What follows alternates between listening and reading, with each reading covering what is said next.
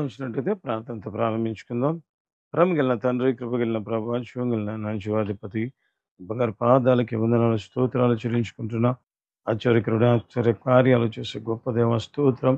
అయ్యా నీ ప్రేమను బట్టి, నీ కృపను బట్టి వందనాలు. ఎందుకంటే నాయన అయ్యా మనుషులతో మాట్లాడుటకు జీవము కలిగిన దేవుడు, సర్వశక్తిమంతుడైన దేవుడే ఆశపడుతుండగా నీకు వందనాలు. నిజంగా మేమెంత ధన్యులము తండ్రి. అందుని బట్టి నీకు వందనాలు స్తోత్రాలు చెల్లించుకుంటాం.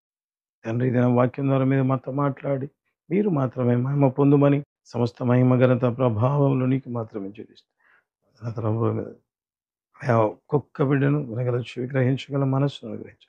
ఏదైనా వాక్య ద్వారా ఈ బిడ్డలతో మీరు నేరుగా బహుసృష్టంగా మాట్లాడి మహిమ పొందమని సమస్త మహిమ ఘనత మీకు చెల్లిస్తూ మనసంలో తోడి నడిపించి మహిమ పొందమని యేసు నామముందు అడుగుతున్నాము తండ్రి. Amen, amen, amen. హల్లెలూయా. అనేక సార్లు ప్రేమైన వాళ్ళరా విశ్వాస జీవితంలో మరి దేవుని నమ్ముకొని ఉంటాం. అయినా కూడా మన జీవితాలలో ఆశీర్వాదాలు లేవు, లేకపోతే మేము ఇంకా ముందుకు వెళ్ళలేదు, లేకపోతే ఆశీర్వాదాలు అధికంగా మా జీవితంలో మేము పొందలేదు అనే మాటలు దేవుని నమ్ముకున్న బిడ్డల జీవితాల్లో వినబడుతూ ఉంటాయి ప్రేమైన వాళ్ళరా.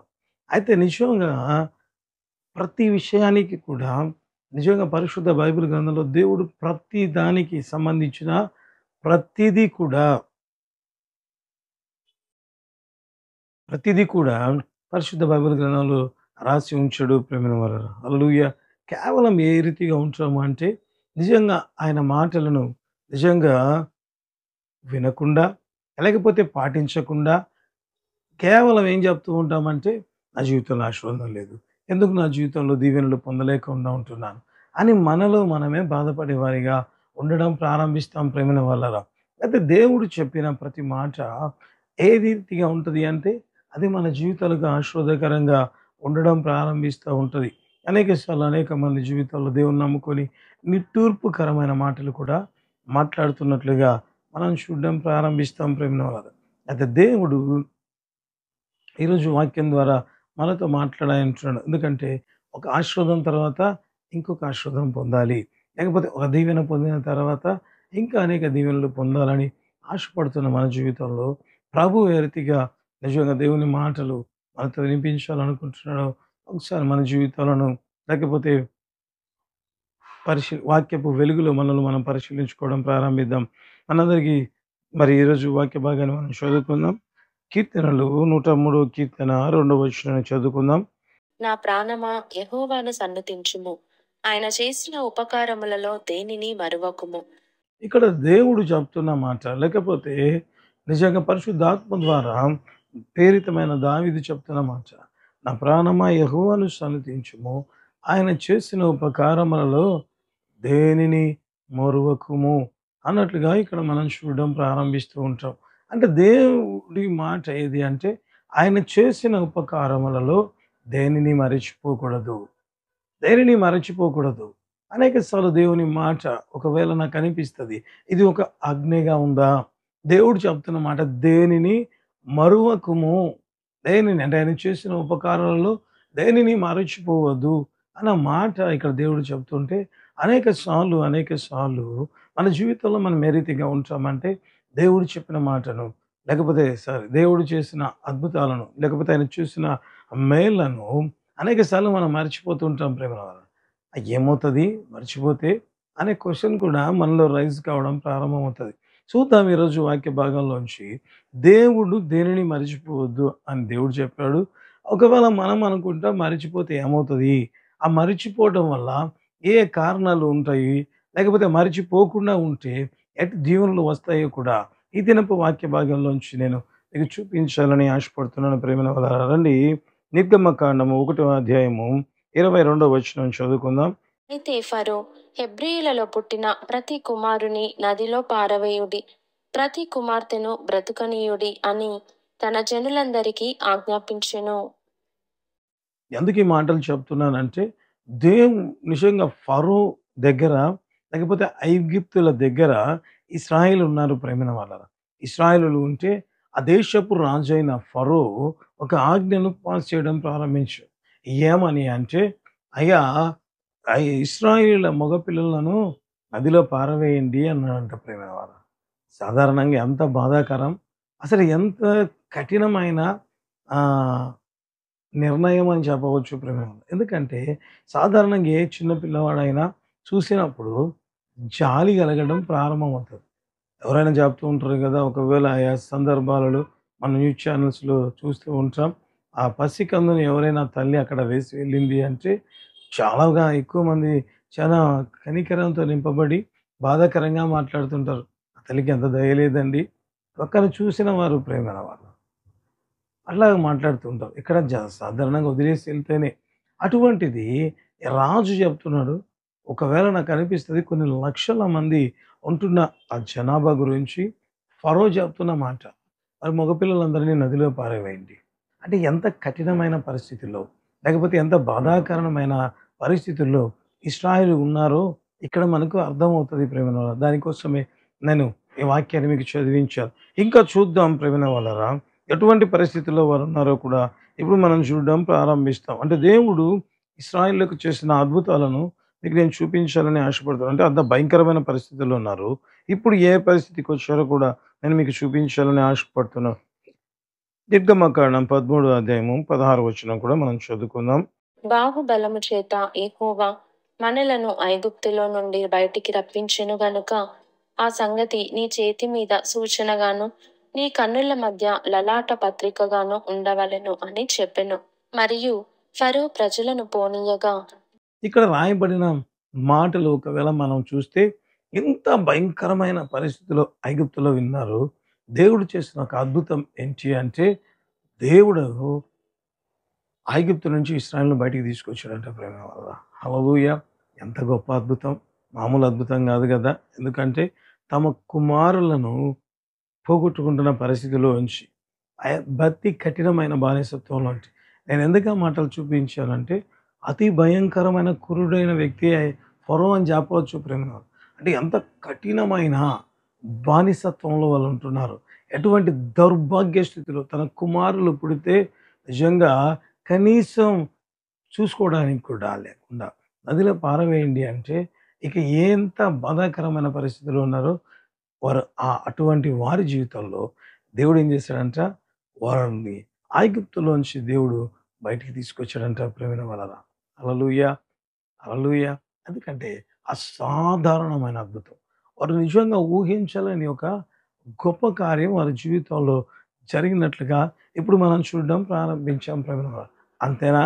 ఇంకా ఐగుప్తుల మరి ఇశ్రాయేళ్ల జీవితాల్లో దేవుడు ఎటువంటి అద్భుతాన్ని చేస్తాడో కూడా మనం చూస్తే ఇక్కడ మళ్ళా కనబడుతది మనకు. నిర్గమకాండము 14వ అధ్యాయము 21, 22 వచనాలు చదువుకుందాం. మోషే సముద్రము వైపు తన చెయ్యి చాపగా యెహోవా ఆ రాత్రి అంతయు బలమైన తూర్పుగాలి చేత సముద్రమును తొలగించి దానిని ఆరిన నేలగా చేసెను.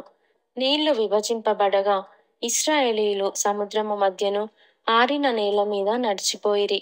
ఆ నీళ్లు వారి కుడి ఎడమ ప్రక్కలను వారికి గోడవలె నుండెను. ఇక్కడ చూస్తే ప్రేమైన వాళ్ళరా బైబిల్ గ్రంథంలో ఇశ్రాయేళ్ల పక్షాన దేవుడు మరొక అద్భుతం చేశాడు. ఐగుప్తు ఫరో సైన్యం తరుముతుంటే ఎట్లా వెళ్ళాలో అని భయపడుతున్న సమయంలో దేవుడు ఏం చేశాడు అసాధారణమైన అద్భుతం చేసినట్లుగా మనం చూడడం ప్రారంభిస్తాం. ఎర్ర సముద్రాన్ని దేవుడు పాయలు చేసి కేవలం పాయలు చేయడమేనా అంటే కాదు అంట ప్రేమిన వలన ఆరిన నేల మీద అంటే ఎంత గొప్ప కార్యం వాళ్ళ కన్నులు చూసాయి. ఎందుకంటే సముద్రంలో ఎప్పుడు కూడా వాటర్ ఉంటది. మరి ఆ వాటర్‌లో ఉన్నది ఎంత ఒకవేళ నాకనిపిస్తది కొద్ది రోజులు ఒక ప్రాంతంలో నీరు స్టోరేజ్ అయ్యి ఉంటే ఒకవేళ ఆ నీళ్ళన్నీ మనం తోడేసామనుకోండి. ఆ గొంత ఏ రీతిగా ఉంటదంటే బాగా బుజుకుగా ఉంటది ప్రేమన వల్ల.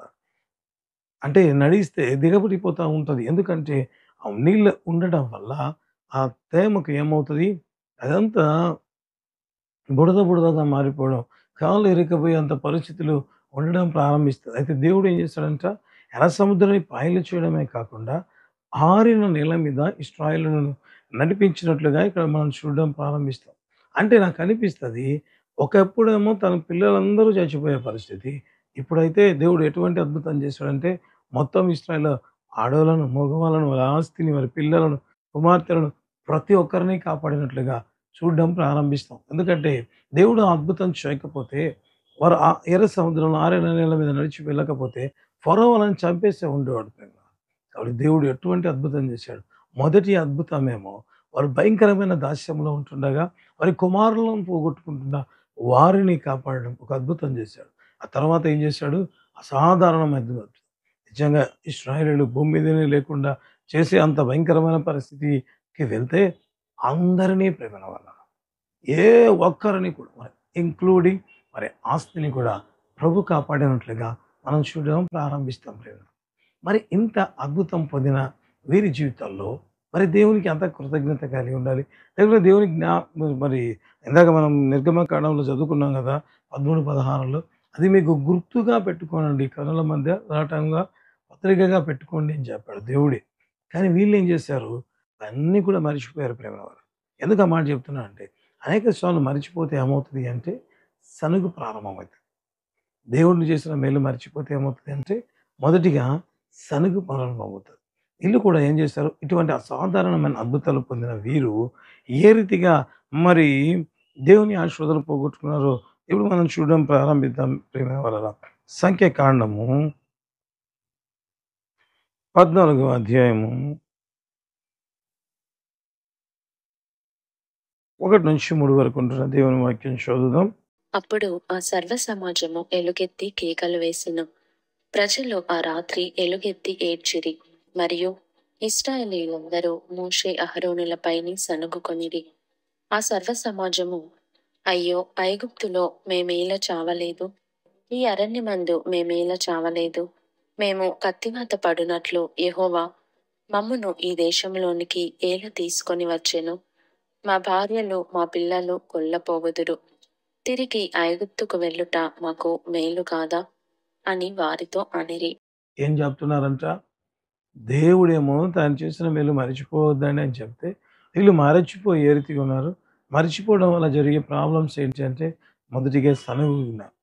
ఎన్ని అద్భుతాలు, ఇంకా నేను అనేక అద్భుతాలు ఉన్నాయి ప్రేమ. కేవలం కొన్ని మాత్రమే మీకు చూపించాను. ఎన్ని అద్భుతాలు పొందిన వీరి జీవితాలలో ఏ రీతిగా ఉన్నారంట? దేవుని సనగడం ప్రారంభించారు. అనేక చోట్ల వీళ్ళు సనిగారు. ఇక్కడ కూడా వీళ్ళు సనిగారు. వీళ్ళు ఏం చెప్తున్నారంటే ఐగుప్తులో మేము ఉండించే బాగుండు. ఎంత దౌర్భాగ్యంగా మాట్లాడుతున్నారు. అసలు ఐగుప్తులో మీ పరిస్థితి ఏంటి? ఒకసారి ఆలోచిస్తే కుమారులను చంపుతుంటే చేతగాని వారిగా ఉన్నారు. వారు కఠిన శ్రమను పెడుతుంటే కనీసం నోరిప్పి మాట్లాడలేరు. ఒకవేళ మాట్లాడినా ఫరో ఇలా మాటలు యాక్సెప్ట్ చేయడం లేదు. అయినా బైబిల్‌లో ఉన్నాయి ప్రేమ. ఇప్పుడు ఏమంటున్నారు? మేము ఐగుప్తులో ఉంటే బాగుంటది. ఇంకా ఏం చెప్తున్నారు? దేవుడు ఈ అరణ్యములో మమ్మల్ని చొచ్చుటకు ఏల తీసుకొని వచ్చెను అన్నాడు. దేవుడు తీసుకొచ్చింది అందుకే ఆ ప్రేమ వలన. అంత భయంకరమైన దాంట్లో మొరపెడితే దేవుడు అసాధారణమైన అద్భుతాలు. దేవుడు చంపాలనుకుంటే అసలు సైలెంట్‌గా ఉంటే ఆ ఎర్ర సముద్రం దగ్గరే వీళ్ళు చచ్చిపోయారు కదా! మరి దేవుడు వారిని కాపాడాలనే ఉద్దేశంతోనే కదా! ఎర్ర సముద్రం నుంచి బయటికి తీసుకొచ్చాడు. వారిని పోషించడానికి మన్నాను కురిపించాడు. అంత మాత్రమే కాకుండా మారా జలములను మధురంగా మార్చాడు. సో, ఎన్నో అద్భుతాలు బైబిల్ గ్రంథంలో రాయబడి ఉంటది. వారి బట్టలు పాతగిల్లలేదు. వారి చెప్పులు కూడా పాతగిల్లలేదంట. అటువంటి అద్భుతాలు చేస్తే ఇప్పుడు వీళ్ళు చెప్తున్నారు. దేవుడు ఎన్ని చేసిన అద్భుతాలన్నీ మర్చిపోయారు ప్రేమలో. ఏమంటున్నారంటే మేమెలా చావకపోతాం. లేకుంటే మేము అవిధులకు వెళ్ళిపోతాం. అంటే ఏం చెప్తున్నారు? దేవుడు చేసి దేవుడు నడిపిస్తున్న జీవితాన్ని వద్ది అదే బాగుంది అన్నట్లుగా వీళ్ళు మాట్లాడుతున్నారు ప్రేమ. తద్వారా ఏ పరిస్థితికి వెళ్ళారో ఇప్పుడు మనం చూడడం ప్రారంభిస్తాం. సంఖ్యాకాండం 14వ అధ్యాయం 22, 23 వచనాలు చదువుకుందాం. నేను ఐగుప్తులోను అరణ్యములోను చేసిన సూచక క్రియలను, నా మహిమను చూచిన ఈ మనుషులందరూ ఈ 10 మారులు నా మాట వినక నన్ను పరిశోధించిరి. కాగా వారి పితరులకు ప్రమాణపూర్వకముగా నేనిచ్చిన దేశమును వారు చూడనే చూడరు. నన్ను అలక్ష్యము చేసిన వారిలో ఎవరునూ దానిని చూడరు. ఇక్కడ చూస్తే ప్రేమ వలన ఎంత భయంకరమైన పరిస్థితి. అనేక సార్లు ఎందుకు దేవుడు చెప్తున్నాడు? ఆయన చేసిన ఉపకారంలో దేనిని మరవకుడి అంటే మరిస్తే ఏమవుతది? సనుగు వస్తది అంట ప్రేమ. సనుగు వస్తే ఏమొస్తది? దేవుని కోపం వారి మీదకి దిగి వచ్చి బైబిల్ గ్రంథంలో రాయబడిన మాట ఏమని అంటే నిజంగా ప్రేమ వలన వీళ్ళు ఆ వాగ్దాన దేశాన్ని స్వతంత్రించుకున్నారు. ఎంత దౌర్భాగ్య పరిస్థితి. ఎంత భయంకరమైన పరిస్థితి కదా! అంటే అనేక సార్లు మనం ఏమనుకుంటుంటామంటే ఈ మాట ఏముంటదిలే బైబిల్‌లో చదివింటాం ప్రియమైన వాళ్ళరా. అనేక సార్లు ఈ వాక్యాన్ని మనం నిజంగా తెలుసు మనకు. కీర్తనలు 103 కీర్తన 2వ వచనం తెలుసు ప్రియమైన వాళ్ళరా. అయినా కూడా దేవుడు చేసిన మేలును మరిచిపోయి అనేక సార్లు ప్రియమైన వాళ్ళరా ఆ లైఫే బాగుండేది అన్నట్లుగా చెప్తూ ఉంటాం. మరి దేవుడు తన ప్రాణం ఇచ్చి, రక్షణ ఇచ్చి, అతి భయంకరంలో పాపంలో ఉన్న మనల్ని విడిపించి ఉంటుండగా నిజంగా నాకు అనిపిస్తది. ఆయన రక్షణ ఎంత శ్రేష్టం ప్రేమైన వాళ్ళు. అటువంటి ఆశీర్వాదకరమైన రక్షణను దేవుడు అంటే ఏది అంటే రక్షణ తన ప్రాణమే మన కోసం క్రయధనముగా చెల్లించి ఉన్న అది రక్షణే మనకిచ్చుంటాడు. అయినా కూడా అనేక సార్లు దేవున్ని నమ్ముకొని నాకేం వచ్చింది? నా జీవితంలో ఏం మేలు జరిగింది? ఇంకా కొంతమంది అంటుంటారు ప్రేమ యేసు ప్రభువుని నమ్ముకున్నాక నాకు శ్రమలొచ్చాయి. యేసు ప్రభువుని నమ్ముకున్నప్పుడు నేను చాలా బాగుండేవాళ్ళను అనేవాళ్ళు కూడా ఉంటారు ప్రేమ. నాకనిపిస్తది ఈ సనుగు ఏం చేస్తదంట, దేవుడు వాగ్దానం చేసిన ఆశీర్వాదంలోకి లేకపోతే ఆ వాగ్దానపు దేశంలోకే వీరు వెళ్ళకుండా ఆగిపోయారంట ప్రేమ. కేవలం ఇది ఎందువల్ల? ఎందుకు వాళ్ళు సనగాల్సి వచ్చిందంటే దేవుడు వారి జీవితంలో చేసిన మేలు మరిచిపోవటం వల్ల. దేవుడు వారి జీవితంలో చేసిన మేలు మరిచిపోవటం వల్ల వారేం చేశారు? పరిస్థితిని బట్టి చాలా సనగడం మొదలుపెట్టాడు. దేవుడు అంటాడు ఈ 10 మారులు నిజంగా నా మహిమను చూసి కూడా, నా అద్భుతాలు చూసి కూడా మీరేం చేశారంట? మరిచిపోయి సనగడం ప్రారంభించారు. తద్వారా ఏమైంది? అసలు వాగ్దానం దేశంలోకి వెళ్ళకుండా చిన్నదేలే అనేక సార్లు మన జీవితంలో అనుకుంటుంటాం. ఈ వాక్యం పక్కన పెడితే ఏమవుతది? ఏమవుతది అంటే ఏ రీతిగా సమస్య వచ్చినప్పుడు దేవుని వైపు చూడకుండా ఎందుకు దేవుడు నా జీవితంలో అలా చేశాడు? లేకపోతే రకరకాలుగా ఎంతమంది జీవితాల్లో ప్రేమ దేవుని నమ్ముకున్న వారి జీవితంలో దేవుడు నిజంగా ఎన్ని పోరాటాలలో, ఎన్ని విషయాలలో దేవుడు అద్భుతాలు చేసి ఆశ్చర్యకరంగా మరి ఈ దినం మనం వాక్యం వినగలుగుతున్నాము అంటే దేవుడు ఎన్ని పోరాటాల నుంచి మనల్ని బయటకు తీసుకొచ్చు. ఆ మేలును మనం జ్ఞాపకం చేసుకుంటే సనిగే వారిగా ఉండం ప్రేమన వారు. తద్వారా ఏమవుతది? ఆశీర్వాదాలు స్వతంత్రించుకునే వారిగా ఉండడం ప్రారంభిస్తాం. ఇంకా ఏమవుతది? దేవుని మాట మరిచిపోతే అంటే భయపడడం ప్రారంభిస్తారంట ప్రేమ. భయపడడం ప్రారంభిస్తారంట. ఆ వాక్య పైన కూడా మనం చూడడం ప్రారంభిద్దాం. మొదటి సమూయేలు గ్రంథం 17వ అధ్యాయము 8 నుంచి 11 వరకు ఉంటున్న దేవుని వాక్యాన్ని చూద్దాం. మొదటి సమూయేలు గ్రంథము 17వ అధ్యాయము 8 నుంచి 11 వరకు ఉంటున్న దేవుని మాటలు. అతడు నిలిచి ఇశ్రాయేలీయుల దండువారిని పిలిచి, యుద్ధ పంక్తులు తీర్చుటకై మీరెందుకు బయలుదేరి వచ్చితిరి? నేను ఫిలిష్తీయుడను కానా? మీరు సౌలు దాసులు కారా? మీ పక్షముగా ఒకనిని ఏర్పరచుకొని అతని నా యొద్దకు పంపుడి. అతడు నాతో పోట్లాడి నన్ను చంపగలిగిన ఎడల మేము మీకు దాసుల మగుదుము. నేనతని జయించి చంపిన ఎడల మీరు మాకు దాసులై మాకు దాస్యము చేయుదురు. ఈ దినమున నేను ఇశ్రాయేలీయుల సైన్యములను తిరస్కరించుచున్నాను. ఒకని నియమించిన ఎడల వాడును నేనును పోట్లాడుతుమని ఆ ఫిలిష్తీయుడు చెప్పుచూ వచ్చెను. సౌలును ఇశ్రాయేలీయులందరూ ఆ ఫిలిష్తీయుని మాటలు వినినప్పుడు బహుభీతులైరి. ఇక్కడ చూస్తే ప్రేమైన వాళ్ళరా దేవుడు చేసిన మేలు మరిచిపోతే ఏమవుతుంది? భయం అనేది వస్తుంది ప్రేమైన వాళ్ళ. భయం అనేది రావడం ప్రారంభమవుతుంది. ఎందుకంటే దేవుని సైన్యాన్ని తిరస్కరించుటకు నిజంగా అతను తిరస్కరిస్తున్నాను అన్నాడు. అసలు ఎవరు ఇశ్రాయేలీయులు అంటే ఒకవేళ ఆ ముందు అధ్యాయాలలో ఒకవేళ చూస్తే దేవుడు ఎట్టి అద్భుతాలు నిజంగా సౌలు జీవితంలో చేశాడు. సౌలుకు తెలుసు ప్రేమ. అంతకు ముందు అధ్యాయాలలోనే దేవుడు నిజంగా ఒక బలమైన అద్భుతాన్ని చేసినట్లుగా మనం చూడడం ప్రారంభిస్తాం ప్రేమిన వాళ్ళ. అంత గొప్ప సైన్యాన్ని దేవుడు కేవలం యోనతాను అతను ఆయుధములు మూసేవాడు వెళ్ళి చంపితే నిజంగా దేవుడు ఆ గొప్ప సైన్యాన్ని ఎంత భయంకరమైన పరిస్థితి అంటే వారు దాంకొని ఉన్నారంట. అటువంటి భయంకరమైన పరిస్థితిలో వారు ఉన్నప్పుడు దేవుడు అద్భుతమైన విజయాన్ని అనుగ్రహించి యోనతానే అంటాడు, కొద్దిమంది వారితేనేమి ఎక్కువ మంది వారితేనేమి యెహోవా జయము అనుగ్రహించేవాడు కదా అని చెప్పాడు ప్రేమైన వారు. మరి అటువంటి అద్భుతాన్ని చూసిన వీళ్ళు నిజంగా నాకు అనిపిస్తది ఆ ఫిలిష్తీయుని చూస్తేనే భయపడ్డారంట. ఆ ఫిలిష్తీయుని చూస్తేనే భయపడడం ప్రారంభించారంట ప్రేమ. నిజంగా అంత భయపడ్డారు అంటే అతనితో పోట్లాడడానికి ఎవరు రాలేదంట ప్రేమ. అతడు అనేక దినములుగా ఆ రీతిగా తనను తాను అగుపరుచుకుంటూ వచ్చెను అన్న మాట కనబడడం ప్రారంభమవుతుంది ప్రేమల వల్ల. అంటే ఒకరోజు కాదు, వారు భయపడ్డారు, బహుభీతులయ్యారంట ప్రేమ వాళ్ళు. ఒకవేళ ఇశ్రాయేలీయులేమో భయపడ్డారంటే కనీసం రాజుగా నియమించబడిన వ్యక్తి కూడా భయపడ్డాడు. దేవుడు చేసిన కార్యాలు మర్చిపోవడం రా. అరే దేవుడు నన్ను ఏర్పరచుకున్నాడు. దేవుడు నన్ను ఏం చేశాడు? రాజుగా అభిషేకించటానికి ఎన్నికలైన నా గోత్రంలోంచి నన్ను ఏర్పరచుకున్నాడు. ఎవరు ఏర్పరచుకున్నారు? సర్వశక్తిమంతుడు. ఎందుకోసం ఏర్పరచుకున్నాడు? తన బిడ్డల పక్షాన రాజుగా ఉండడానికి ప్రేమిన వాళ్ళు. రాజుగా ఉండడానికి అనేక సార్లు నిజంగా అనేక మంది విశ్వాసులు దేవుని సేవ చేస్తున్న దేవుని బిడ్డలు కూడా ఏ రీతిగానే ఉంటారు ప్రేమిన వాళ్ళు. దేవుడు వారిని పిలిచి ఉంటాడు సేవకు పిలిచి ఉంటే వాళ్ళు అనుకుంటూ ఉంటారు సమస్యను చూసి, నేను సేవ చేయగలుగుతానా? నేను చేయలేను. ఎందుకు ఆ రీతిగా చెప్తూ ఉంటారంటే తమ ముందున్న సవాళ్ళను చూసి భయపడుతూ ఉంటారు. లేకపోతే నేను ఇంత చేయలేను అని చెప్తూ ఉంటారు ప్రేమిన. ఇక్కడ చూస్తే నాకు అనిపిస్తది. అంటే ఏం చెప్తున్నారంటే దేవుని సెలక్షనే రాంగ్ అని చెప్తున్నట్టుగా చెప్తుంటారు ప్రేమ. దేవా! నిజంగా సౌలు అనుకో ఉండాలి. ప్రభువా! ఎన్నికలేని నన్ను నువ్వు చూసి ఏర్పరచుకున్నావంటే నీ కృప నా మీద ఎంత ఉంది ప్రభువా! మరి నీ లక్షల మందిలో నన్ను నువ్వు రాజుగా నియమించు. కాబట్టి ఇప్పుడు నేను తిరిగి నీ కృప కోసమే కనిపెడుతున్నా. నా జీవితంలో అద్భుతం చేయి. ఇప్పుడు ఆ వ్యక్తితో నేను పోట్లాడుతాను. నీ కృపను బట్టి నాకు నేనుగా ఈ స్థితికి రాలేదు. నన్ను తీసుకొచ్చింది నువ్వే. నన్ను రాజుగా నియమించింది నువ్వే. ఇశ్రాయేలు దేశంలో ప్రప్రథమమైన రాజుగా నన్ను ఏర్పరిచింది నువ్వు, నీ కృపే ప్రభువా. కాబట్టి అంత కృప నాకిచ్చి ఉంటే మరి నేను ఎందుకు భయపడాలి ప్రభువా?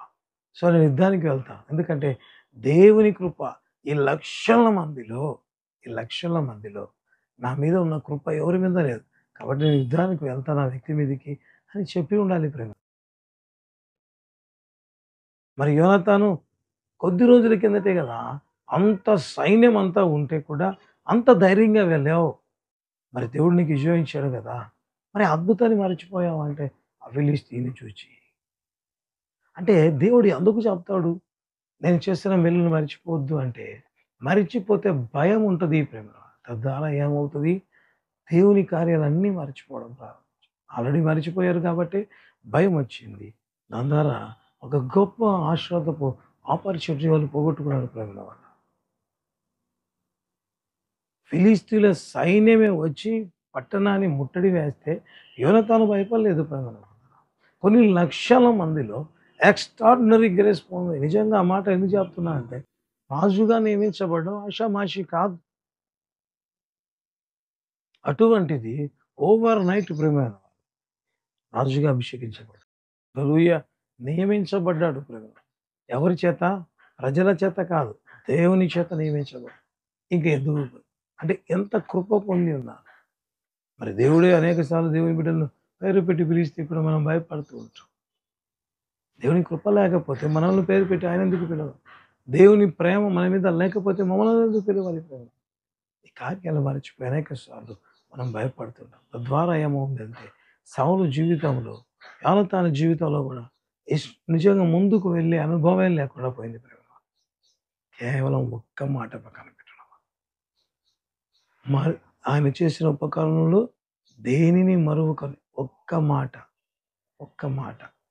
ప్రక్కన పెట్టడం వల్ల, లేకపోతే మరిచిపోవటం వల్ల ఎంత ప్రాబ్లం అయిందో చూడండి. ఇప్పుడు చూద్దాం మరి ఆ మాటని జ్ఞాపకం చేసుకున్న ఆ జీవితంలో ఎటువంటి అద్భుతాన్ని పొందారో మనం చూడడం ప్రారంభిద్దాం ప్రేమిన వారా. అదే మొదటి సమూయేలు గ్రంథము 17వ అధ్యాయం 34 నుంచి 37 వరకు చదువుకుందాం. దావీదు సౌలుతో ఇట్లనెను, మీ దాసుడనైన నేను నా తండ్రి యొక్క గొర్రెలను కాయుచుండా సింహమును ఎలుగుబంటియును వచ్చి మందలో నుండి ఒక గొర్రె పిల్లను ఎత్తుకొని పోవుచుండగా నేను దానిని తరిమి చంపి దాని నోట నుండి ఆ గొర్రెను విడిపించి తిని, అది నా మీదికి రాగా దాని గడ్డము పట్టుకొని దానిని కొట్టి చంపి తిని, మీ దాసుడనైన నేను ఆ సింహమును ఎలుగుబంటిని చంపి తినే, జీవము గల దేవుని సైన్యములకు తిరస్కరించిన ఈ సున్నతి లేని ఫిలిష్తీయుడు వాటిలో ఒక దాని వలె అగుననియు, సింహం యొక్క బలము నుండియు ఎలుగుబంటి యొక్క బలము నుండియు నన్ను రక్షించిన యెహోవా ఈ ఫిలిష్తీయుని చేతిలో నుండి కూడాను నన్ను విడిపించుననియు చెప్పెను. అందుకు సౌలు, పొమ్ము, యెహోవా నీకు తోడుగా నుండునుగాక అని దావీదుతో అనెను. నిజంగా సౌలు ఏం మాట్లాడుతున్నాడు అంటే, సౌలు ఎంతగా మరిచిపోయాడు ప్రేమ. ఎందుకు ఆ మాట చెప్తానంటే, వీళ్ళు యెహోవా నీకు తోడై ఉన్నాడంట. ఆ వ్యక్తి దేవుని జ్ఞాపకాలు చేసుకుంటే, కనీసం ఆ టైంలో కూడా సౌలు రియలైజ్ కాలేదు ప్రేమ. అంటే ఎంతగా భయపడి ఉన్నాడు. ఎంతగా దేవుని కార్యాలు మరిచిపోయాడు. అనేక సార్లు మన జీవితంలో దేవుడు చేసిన మేలులను మరిచిపోవటం వల్ల అనేక సార్లు మనం కృంగిపోతూ ఉంటాం ప్రేమ. అంత మాత్రమే కాకుండా ఆశీర్వాదాలకి ముందు కూడా వెళ్ళలేకుండా చేస్తది. సౌలుకు ఒక ఆపర్చునిటీ ప్రేమ. గొల్లియాతును చంపాం. కానీ సౌలు దాన్ని తీసుకోలేకపోయాడు. కారణం దేవుని మాట, దేవుడు చేసిన అద్భుతాలను మరిచిపోవటం వల్ల ఏమైంది? ఆశీర్వాదాలు తాను అంత గొప్ప అద్భుతం చేసి దేవుని చేతిలో నుంచి తీసుకున్నావే, మరి ఎందుకు తీసుకోలేదంటే భయపడ్డాడు. ఆపర్చునిటీ పోగొట్టుకున్నాడు ప్రేమ. ఒక వ్యక్తి వచ్చినాడు, దేవుని జ్ఞాపకం చేసుకున్నాడు. బైబిల్‌కి రాయబడి ఉంటది. ఆ మాట కూడా చదువుదాం. మొదటి సమూయేలు గ్రంథం 17వ అధ్యాయం 50వ వచనం చదువుకుందాం. దావీదు ఫిలిష్తీయుని కంటే బలాఢ్యుడై ఖడ్గము లేకయే వడిసెలతోనూ రాతితోనూ ఆ ఫిలిష్తీయుని కొట్టి చంపెను. హల్లెలూయా! ఇదేంటి ప్రేమ వలన? అసలు ఆ వ్యక్తి హైట్, వెయిట్ లేకపోతే తనకున్న వాటిని చూసి అంతమంది భయపడ్డారు. దావీదు ముందుకొచ్చినా సౌలు అంటాడు, అయ్యా నువ్వు బాలుడవు, వాడు బాల్యము నుండి యుద్ధ అభ్యాసం చేసినవాడు అని చెప్పాడు ప్రేమ. మరి ఇంత వ్యక్తి, ఆ వ్యక్తి కూడా అంటాడు కదా, అసలు దావీదుని తేరి చూచారని బైబిల్‌లో ఉంటది ప్రేమ వల్ల. అంటే ఫిజికల్‌గా చూస్తే లేకపోతే న్యాచురల్‌గా చూస్తే ఎట్లా ఉంది? ఆ వ్యక్తి చాలా బలాఢ్యుడిగా ఉన్నాడు. ఈ వ్యక్తి ఎక్కడా కనపడడు. ఎప్పుడైతే దేవుని కృప మీద ఆధారపడి వెళ్తే బైబిల్ చెప్తున్న మాట, దావీదు ఫిలిష్తీయుని కంటే నిజంగా ఎంత మంచిగా ఉంటది. బలాఢ్యుడై ఖడ్గం లేకయే. ఎంత బలాఢ్యుడయ్యాడంట దేవుని మాటను పట్టుకుంటే. ఫిలిష్తీయుని కంటే, మాట మార్చి మాట్లాడదామా? సమస్య కంటే, నువ్వు ఎదుర్కొంటున్న సమస్య కంటే ఎప్పుడైతే నువ్వు దేవునికి చేసిన కార్యాలు మరిచిపోకుండా జ్ఞాపకం చేసుకుంటే అప్పుడేమవుతావంట? సమస్య కంటే నీవు అధికుడు అవుతావు. దావీదు సమస్య కంటే అధికుడై గొల్లియాతు కంటే బలాఢ్యుడై ఆ గొల్లియాతును చంపివేశాడంట. అరే ఆయుధం కూడా లేదే అంటే ఏం అవసరం? దేవుని దయ ఉంది, దేవుని కార్యాలు ఉన్నాయి. ఆ సింహం వచ్చినప్పుడు నీ ఆయుధం వాళ్ళేదే, ఎలుగుబంటి వచ్చినప్పుడు దేవుడు కదా, నేను వాడిన వెపన్ కాదు నన్ను కాపాడింది, నేను సేవిస్తున్న నా దేవుడు. హల్లెలూయా! కాబట్టి ధైర్యంగా వెళ్ళాడు. ఏమీ లేకుండా వెళ్తే కూడా, ఒడిసెల రాయితో కూడా వెళ్తే కూడా దేవుడు ఫిలిష్తీయుని కంటే దావీదు బలాఢ్యుడే అంట.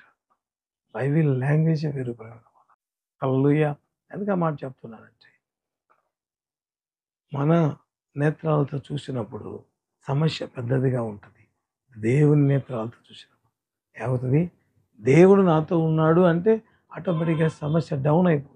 కాబట్టి దేవుడు చేసిన మేలును జ్ఞాపకం చేసుకొని దేవుడు నాతో ఉన్నాడు అనుకునడం వల్ల ఫిలిష్తీయుని కంటే దావీదు గొప్పవాడు. ఆ తర్వాత మనం చూడొచ్చు ప్రియులారా, దావీదు జీవితంలో ఎన్ని అద్భుతాలు జరిగాయో. సౌలు చంపాలనుకుంటే చంపలేకపోయాడు. శత్రు రాజు దగ్గరికి వెళ్ళాడు. అడుగు దూరంలో ప్రాణం చచ్చిపోయే పరిస్థితి. కాపాడబడ్డాడా లేదా ప్రేమ వల్ల? ఎన్ని అద్భుతాలు ప్రేమ. అందుకే దావీదు అంటాడు కదా, నేను బ్రతుకు దినములన్నీయు కృపాక్షేమములే నా వెంట వస్తాయి. హల్లెలూయా! ఒకవేళ అదే కీర్తన 103వ కీర్తన ఆ తర్వాత వచనాలు మనం చదువుకుంటే దావీదు వరుసగా రాస్తాడు ప్రేమ. ఎన్ని మేలు పొందుకున్నది, ఎన్ని మేలు పొందుకున్నది. ఒకవేళ చదువుదాం, ఒకవేళ ఆ వాక్య భాగాన్ని మీకోసం నేను చదవాలని ఆశపడుతున్నాను. కీర్తనలు 103వ కీర్తన 2వ వచనం తర్వాత నుంచి మనం చదవడం ప్రారంభిద్దాం. ఆయన నీ దోషములన్నిటినీ క్షమించువాడు, నీ సంకటములన్నిటినీ కుదుర్చువాడు, సమాధిలో నుండి నీ ప్రాణమును విమోచించుచున్నాడు, కరుణా కటాక్షములను నీకు కిరీటముగా ఉంచుచున్నాడు. ఇంకా చూస్తే ప్రేమ వల్ల అనేకమైన ఆశీర్వాదాలు కనబడడం ప్రారంభమవుతాయి. అంటే మేలు మర్చిపోకుంటే ఏముంటది అంటే అక్కడే రాయబడి ఉంటది. అన్ని ఆశీర్వాదాలు దావీదు జీవితంలోకి వచ్చాయి. హల్లెలూయా! వాక్యం వింటున్న నీ జీవితంలో కూడా దేవుడు మాట్లాడుతున్నాడు. ఎప్పుడైతే ఆయన చేసిన ఉపకారములలో నువ్వు దేనిని కూడా ప్రేమ ఇది ఏమవుతదిలే అన్నట్లుగా కాదు. దేనిని మరచిపోకూడదు. ఎందుకంటే ఎలుగుబంటి సింహం కదా ఇక్కడ గొల్లియాతని చెప్తుంది ప్రేమ వాళ్ళ. కాబట్టి ఇది మరిచిపోదు తిరిగి కంపారిజన్ లేదు అని. అందుకే దావీదు అంటాడు, ఎలుగుబంటి బలం ఎందుకు, సింహపు బలం నుంచి నన్ను కాపాడిన దేవుడు. దాని నుంచి కాపాడినవాడు దీంతో పెద్ద సమస్య నుంచి అయినా కాపాడతాడు అని నమ్మకం కలిగి ఉన్నాడు. మరిచిపోలేదు కాబట్టి ఆశీర్వాదాలు వెంబడి ఆశీర్వాదాలు పొందాడు. మరిచిపోయారు కాబట్టి వాగ్దానాన్ని పోగొట్టుకున్నారు. మరిచిపోయారు కాబట్టి గొప్ప విజయాన్ని, ఇంకా ఆశీర్వాదాల ముందుకు వెళ్ళాల్సిన వాటిని పోగొట్టుకోవడం ప్రారంభించారు. మరి మన జీవితంలో ఏ రీతిగా ఉన్నామో ఒక్కసారి మనల్ని మనం పరిశీలించుకోవడం ప్రారంభిద్దాం. దేవుడు వాక్యం ద్వారా మాట్లాడుతుండగా తలలో వచ్చి ప్రార్థన చేయడం ప్రారంభిద్దాం. ప్రేమ గల తండ్రి, కృపగలిగిన ప్రభు, జీవం కలిగిన నా జీవాధిపతి, నీ బంగారు పాదాలకి వందనాలు స్తోత్రాలు చెల్లించుకుంటున్నాం. ఆశ్చర్యకరుడు ఆశ్చర్య కార్యాలు చేసే గొప్ప దేవుడు అయ్యా మీరు గనుక వందనాలు. కీర్తనీయమైన మా దేవ, నీ నామం అంతటికీ మహిమ ఘనత చెల్లిస్తున్నాం. వాక్యం ద్వారా మీరు మాతో మాట్లాడినందు బట్టి వందన. అనేక సార్లు దేవుని మాటలు మరచిపోయి దేవుని వాక్యాన్ని పక్కన పెట్టిన ఆయన, అయ్యో ఎందుకు నా జీవితంలో ఆశీర్వాదాలు లేవు అని మాట్లాడే వ్యక్తులుగా మేము ఉంటే, అందుకే తను మీ వాక్యం ద్వారా మీరు మాతో మాట్లాడినందు బట్టి వందన. ఆయన చేసిన ఉపకారములు దేనిని దేనిని దేనిని మర్చిపోవద్దన్నారు ప్రభు. తద్వారా అయ్యా మరిచిపోతే ఏ నష్టం వస్తుందో, అయ్యా మరిచిపోకుంటే ఎటువంటి దీవెనల వర్షమే మా మీదకి దిగి వస్తుందో, ఇది నా వాక్యం ద్వారా మీరు మాతో మాట్లాడినందు బట్టి వందన. అయ్యా ప్రతి బిడ్డ, విన్న ప్రతి బిడ్డ వాక్యాన్ని అనుసరించి జీవించడానికి సాయం దయచేయండి. మరి చేసిన మేలను మరిచిపోకుండా తద్వారా తండ్రి ఆశీర్వాదాలు స్వతంత్రించుకునే బిడ్డలుగా మార్చుమని ప్రార్థిస్తున్నాను నాయన. నీ గొప్ప కార్యాలు జరిగించి మీరు మేము పొందమని ప్రార్థిస్తున్నాం. ఈ కార్యక్రమాన్ని ప్రేమించి అనేకులకు షేర్ చేస్తున్న వ్యక్తులైతేనే అయా ఈ కార్యక్రమాన్ని అయా పరిచయను ప్రేమించిన ఆయన వారి కానుకల ద్వారా పరిచయను బలపరుస్తున్న వారిని అయితే తండ్రి ప్రభు పరిచర్యకు సహకరిస్తున్న ప్రతి బిడ్డను అయా వారి కుటుంబాలను, అయా చూస్తున్న వారిని వారి కుటుంబాలను, సహకరిస్తున్న వారి బిడ్డలను వారి కుటుంబాలను, తండ్రి షేర్ చేస్తున్న వారు వారి కుటుంబాలు, అయా ఆర్థికంగా ఆవురు తండ్రి ప్రభు సహకరిస్తున్న వారిని వారి కుటుంబం పేరు పేరును ఆస్వాదించి దీవించండి ప్రభా. నీ సేవ నిమిత్తమై అయ్యా తన సేవ నిమిత్తమై ఒక్క గ్లాసుడు మంచినీళ్ళు ఇస్తే కూడా ఫలం పొందుతారంటే నీ బిడ్డల తండ్రి ఇంతగా ప్రభు సేవలో ఇన్వాల్వ్ అయ్యి ప్రభు పని చేస్తున్నాగా వారి జీవితంలో అద్భుతాలు చేయండి ఆయన. ఆశ్చర్య కార్యాలు జరిగించండి నాయన. వింతలు సూచక క్రియలు మహత్కార్యాల బలము కనపరచండి నాయన. నా దేవుడు ఎవరికి రుణస్తుడు కాదు కదా అయ్యా. నీ కార్యాలు జరిగించండి. అదే రీతిగా నాయన ప్రభువ తండ్రి ఆశీర్వాదాల కోసం ఎదురు చూస్తున్న ప్రతి బిడ్డను మీరు దీవించి ఆశీర్వదించి అయ్యా ఈ వాక్యాన్ని చూస్తున్నాగా వారి జీవితంలో మీరు చేసిన మేలుగా తలపోసుకుంటూ ప్రభువ మరింతగా దేవుని ఆశీర్వాదాలు పొందుకునే బిడ్డలుగా దీవించి గర్భఫలం అయితే అయ్యా ఇంకా అనేకమైన ఆర్థికపరమైన అద్భుతాలు, కోర్టు కేసెస్ అయితేనే రావాల్సిన జాబ్స్ అయితేనే అయ్యా వారి తండ్రి జాబులు కుమారులు కుమార్తెలకు రావాల్సిన అద్భుతము చేయి ప్రభు. దేవుని హస్తము బయలుదేరునుగా ఇదే అద్భుతాలు అనేక మంది తన కార్యక్రమం చేసి కృప చూపించండి. అంత మాత్రమే కాకుండా అనేక మంది చేతుల్లో అద్భుతాలు చేసి సాక్ష్యాలు మాకు తెలియటకు కృప చూపి సాక్ష్యం ద్వారా వారి సాక్ష్యం ద్వారా దేవుని మహిమపరచడం మ్యారేజెస్ లైఫ్ సెటిల్ జాబ్స్ అయ్యా తన అనారోగ్యం స్వస్థతపరచండి, సెటిల్ చేయండి. మీరు ఎన్ని గొప్ప కార్యాలు చేసి మహిమపోదు మరొక్కసారి పరిశుద్ధాత్మ దేవునిక మిగులా బలముగా జరిగించి మహిమ మీరు మాత్రమే పొందమని యేసు ప్రభువానికి వందనాలు చెల్లించుకుంటాం. సమస్త మహిమని చేస్తాం యేసు నామమున అడుగుతున్నాము తండ్రి, ఆమేన్ ఆమేన్. హల్లెలూయా. యేసుక్రీస్తు నామమున మీ అందరికీ శుభాభివందనాలు. మరి ఈ కార్యక్రమాన్ని బట్టి యేసయ్య నామమునకి అనేక వందనాలు చెల్లిస్తుంటున్నాం. ఈ కార్యక్రమం ద్వారా అనేక మంది దీవించబడుతూ మరి వారు చెప్తున్న మాటలు, దేవుడు మాతో మాట్లాడుతున్నాడు వాక్యం ద్వారా అని చెప్పిన మాటలు విన్నప్పుడు సంపూర్తిగా ప్రభుకే మహిమ కలుగును గాక. ఎందుకంటే ఈ ప్రభు మాటలు ప్రేమైన వరల మనుషుల మాటలు ఎప్పుడు ఆదరించవు, కానీ దేవుడే ఈ కార్యక్రమంలో ఉంటూ దేవుడు మాట్లాడుతూ అనేక మందిని బలపరుస్తుంటుండగా మరి కార్యక్రమం చూస్తున్న మీరు కూడా దయచేసి ఈ కార్యక్రమాన్ని అనేకులకు పరిచయం చేయవలసిందిగా ప్రభు పేరట కోరుతుంటున్నాం. ఎందుకంటే దేవుని ఉచిత కృప ద్వారా అనేక మంది దర్శించబడుతున్నారు. ఇంకా అంత మాత్రమే కాకుండా అనేక మందికి దేవుని మాటలు అందించబడాలి. కాబట్టి మీరు కూడా దయచేసి మీకు తెలిసిన వారికి, మీ బంధువులకు ఈ కార్యక్రమాన్ని పరిచయం చేయవలసిందిగా ప్రభు పేరట కోరుతుంటున్నాం. హల్లెలూయా. తద్వారా దేవుని వాక్యాన్ని అనేకులకు పరిచయం చేసిన వారంగా మనం మారడం ప్రారంభిద్దాం. తద్వారా దేవుని ఆశీర్వాదాలు మనకు కూడా వస్తాయి. కాబట్టి వెంటనే మరి ఈ కార్యక్రమం చూసిన తర్వాత వెంటనే ప్రేమైన వల్ల అనేక మందికి కార్యక్రమం పరిచయం చేద్దాం. తద్వారా అనేక మంది దేవుని మాటలు వినులాగున ఈ పరిచర్లో మీరందరూ పాలిభాగస్తులు కావాలని ప్రభు పేరిట కోరుతున్నాం. దేవుడు మనందరినీ దీవించుగాక. ఆమేన్.